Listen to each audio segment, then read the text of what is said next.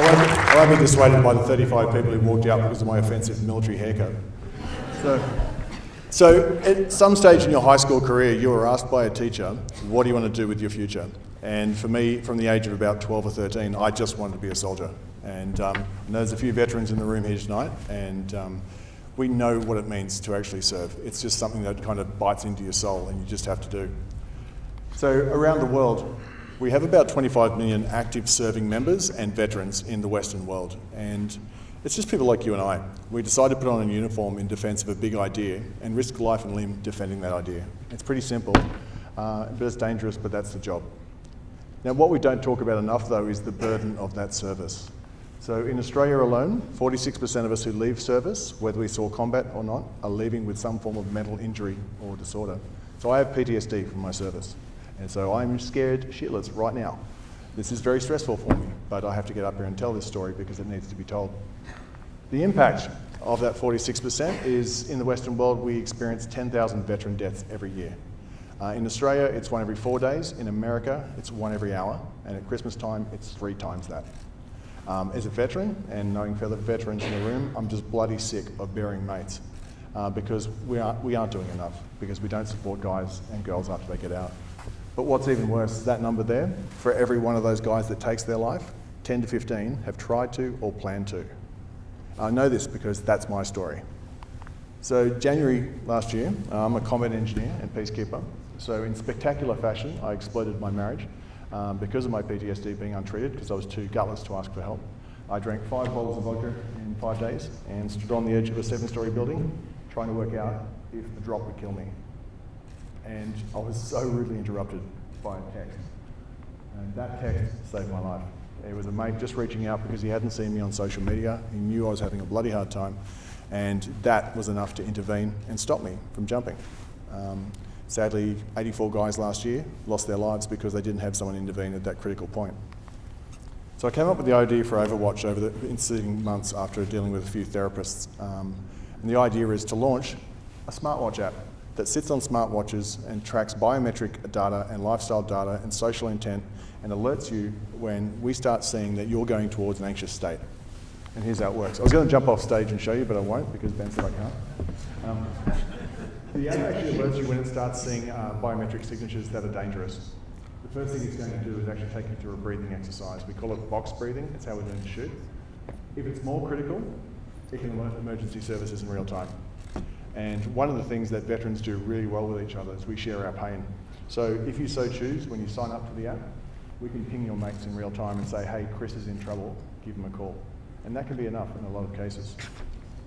And the important thing is biometrics and smart wearable devices is such a new space that we've built in machine learning. So the idea is after each incident, we're going to ask you, was that a real threat? Were you playing Xbox? Were you watching 50 Shades of Grey? Were you playing footy? Okay, Rambo's better. And so the device can learn from you.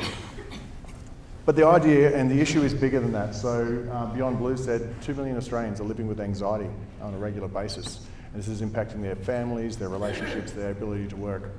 On top of that, the World Health Organization said that depression is going to be the 2nd leading cause of disease by 2020, which just blows my mind because what that's leading to is 800,000 suicides a year.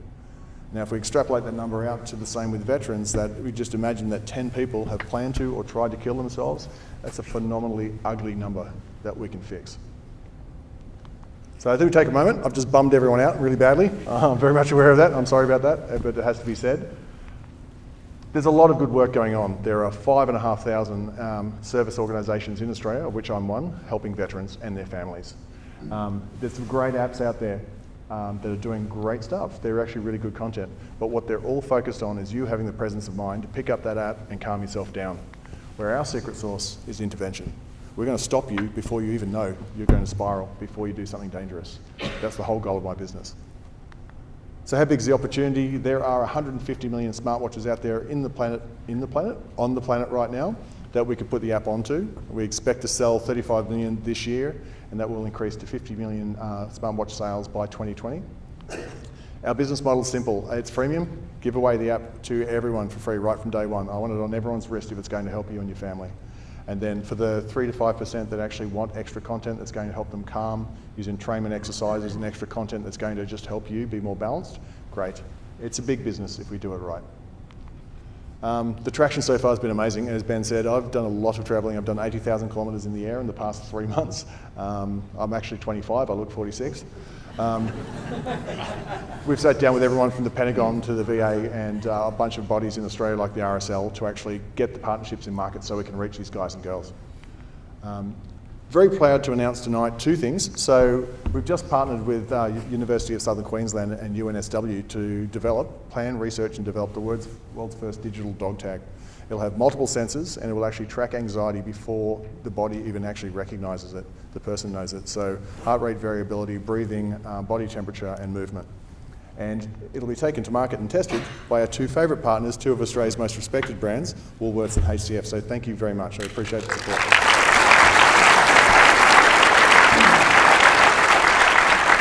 Now, as a solo founder, this is just such a challenging journey, but I have a great advisory board, many of whom are sitting here tonight, and thank you very much, guys and girls. But one person I wanted to call out is Professor Jane Burns from UNSW, who's launched one of the largest CRCs around e-health for young people, and she's been guiding me on reaching out to the Minister for Veteran Affairs to get this funded so we can go at scale fast. And the last point, if anyone knows an Elon Musk-like CTO who has biometric experience, please send them my way. I cannot find one. And I can't be that hard to work with. So I'm sitting here, hat in hand, very openly asking for money. We're halfway to raising the 500K we need for the next 12 months. I want a CTO sitting at a desk as soon as humanly possible. We want to be live on App Store and Android by the end of the year.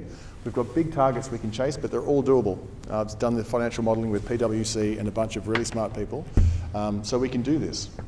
And we'd love to have the support, whether it's money, connections, or partners in market for distribution. I'm going to close on this. Now, this is a phrase I really believe in. It's tattooed on my body. That's how much I believe in it. Soldiers join because Australia's the most requested peacekeepers in the world because we're peaceful and we think first before we shoot. And I think that's one of the best things is because saving lives is what we're all about. Now, we've got good technology, we've got a good plan, we've got awesome partnerships. But if you want to be part of our journey in saving lives, because that's literally my job, please come and speak to us after. Thanks very much.